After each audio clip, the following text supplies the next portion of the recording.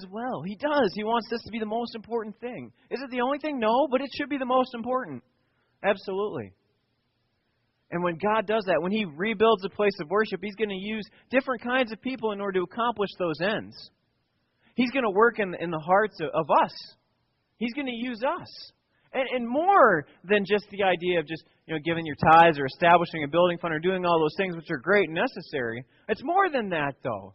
There are many different ways that God uses His people, us in particular, to build His place of worship. It says in verse 68 of chapter 2, we're jumping ahead a little bit, between the end of chapter 1 and chapter 2, 68 is a whole listing of all the people that returned and went back. And you can, at your own leisure and convenience, read all those names and what they did and all that. But in verse 68 of chapter 2, as we jump ahead, we see that some of the heads of families, when they came to the house of the Lord that is in Jerusalem, the house wasn't quite built yet, but to the job site, essentially, it says that they made freewill offerings for the house of God to erect on its site. So the heads of the families came and they gave money, essentially, and goods and provided services and so forth in order to rebuild the temple. The heads of these families, God's people. According to their ability, they gave to the treasury of the work. And it gives us a listing of the monetary resources. 61,000 derricks of gold, 5,000 minas of silver, and 100 priest garments. And those are all meaningless details to most of us as far as how much that actually constitutes. But nonetheless, we see that the people gave. They gave. They saw this as a priority. They saw this as important, so they gave. They gave these resources. But note this. Note this. They gave as they could, as their ability allowed them to. There's a balance there, isn't there?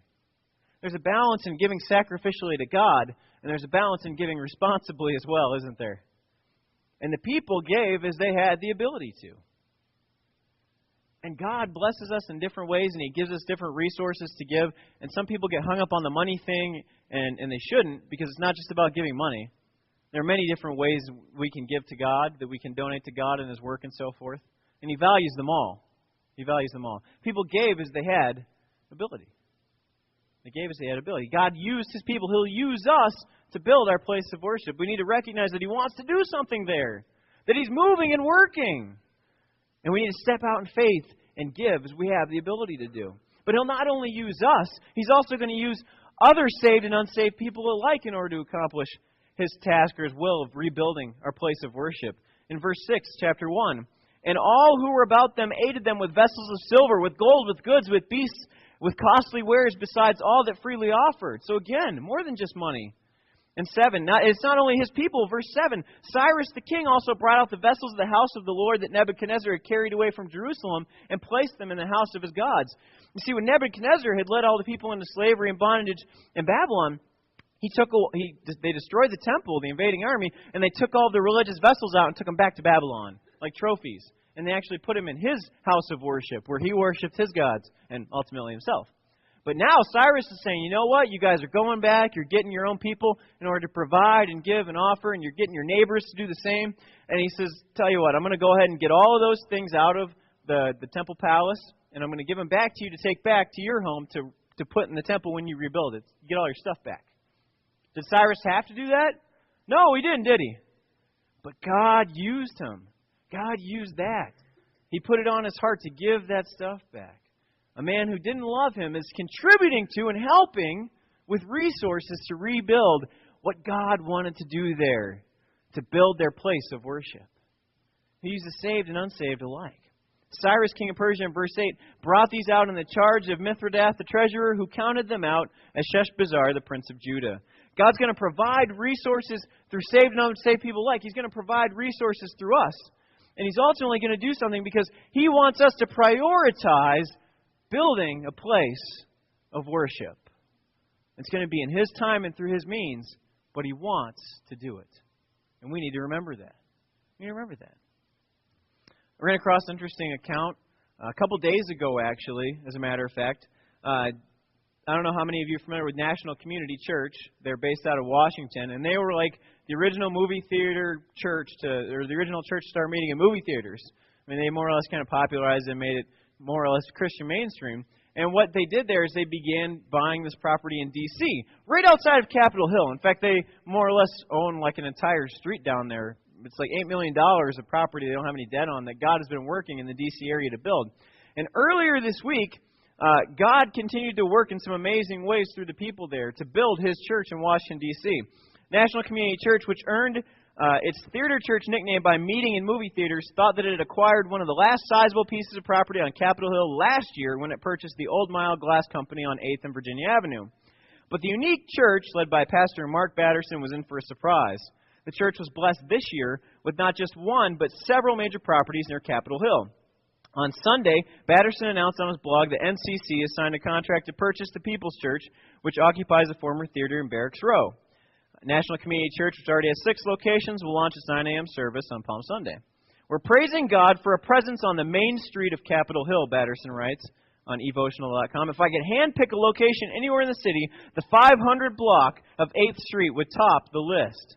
Once again, God is positioning us in the middle of the marketplace, he says.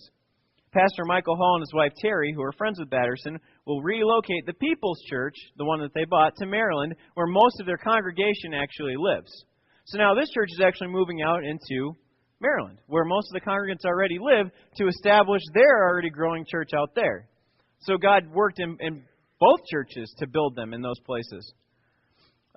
We feel like we're not just buying their building, we also feel like we are inheriting and stewarding their legacy, remarks the pastor. Aside from the old theater location, NCC now owns the entire face of Virginia Avenue from 7th and 8th Street due to the recent purchase of an auto shop in January.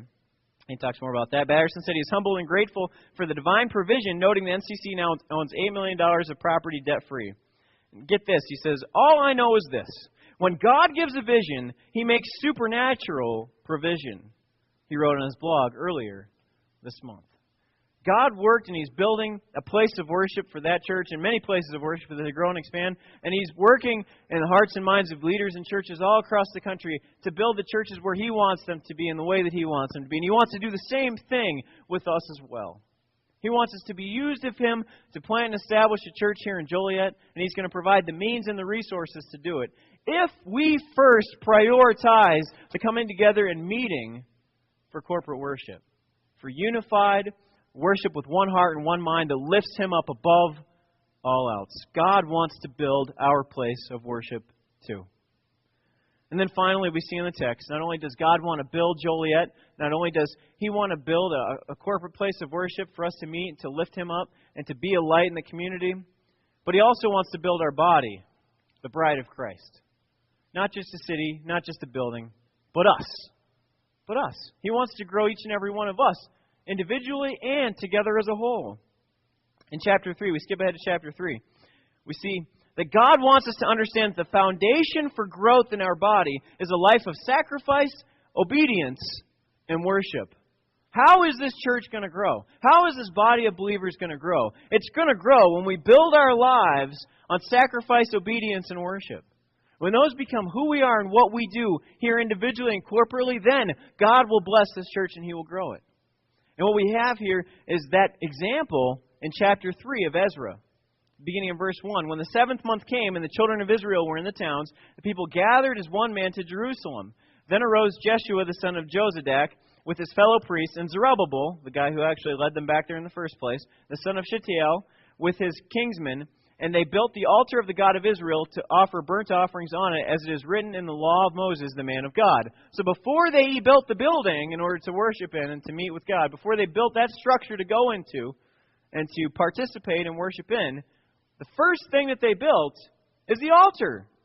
Why would they build the altar first?